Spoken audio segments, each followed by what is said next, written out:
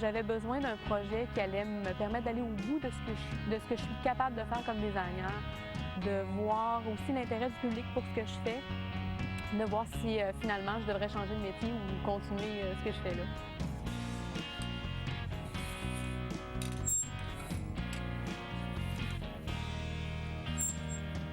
J'ai eu l'idée, en voyant le film Julie et Julia, de monter un projet de fou, un peu comme la fille dans le film, là. De monter un projet un peu excentrique qui me permettrait de donner carte blanche dans une création, puis d'aller au bout de mon métier de designer. Puis j'ai eu l'idée de faire 100 robes en 1 an. Et puis c'est après avoir eu ce flash-là de 100 robes en 1 an que j'ai pensé, bon, je ne porterai pas moi-même les 100 robes toute seule. Ça prendrait des gens pour les acheter. Puis tant qu'à vendre les robes, ben, autant en faire bénéficier des organismes.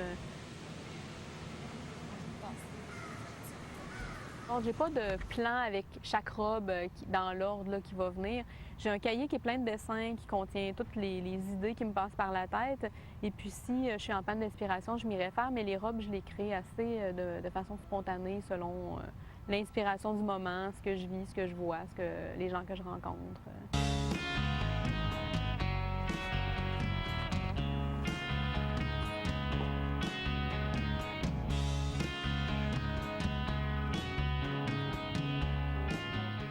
On est dans mon atelier à la maison, mon univers de travail avec toutes ces jolies choses colorées qui m'inspirent des créations nouvelles. Derrière chacune de tes créations, il y a une histoire. Et ça, c'est important pour toi. Via ton blog, sur ton site web, tu nous racontes un petit peu d'où est née l'idée de la création et pourquoi tu as décidé de faire ça. C'est bien ça? Oui, c'est ça. J'écris la petite histoire de la robe à chaque fois, finalement. À chaque création, je vais écrire un peu ce qui m'a inspiré, soit au niveau, ça peut être juste une émotion, ou ça peut être quelque chose que j'ai fait, ou ça peut être un souvenir de mon enfance ou de mon passé, ou une personne qui m'a inspiré. Mais je raconte tout le temps un peu c'est quoi cette création-là, pourquoi. C'est pas des données techniques, c'est vraiment une petite histoire là, un peu amusante ou un peu nostalgique sur la création de la robe. Alors ça, c'est les 12 premières robes que j'ai créées pour le projet. C'est là où je suis rendue présentement. C'est le bout de chemin que j'ai accompli jusqu'à maintenant. Celle-là ici, c'est la première que j'ai créée. J'avais beaucoup de pression pour la première parce que je savais pas... je trouvais que c'était un peu... le début du projet, c'était un peu le moment où il fallait que j'accroche les gens avec quelque chose de particulier.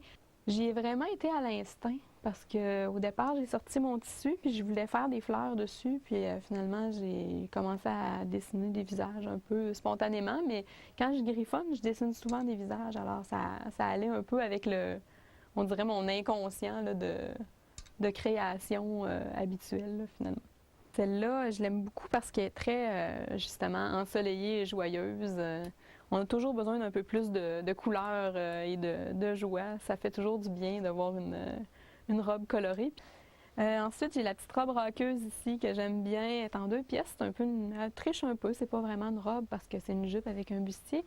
Mais c'est la petite robe, moi à 15 ans, disons, mon petit côté rebelle qui cache une petite princesse endormie là, qui dort là, depuis le début de l'adolescence puis qui se réveille tranquillement finalement.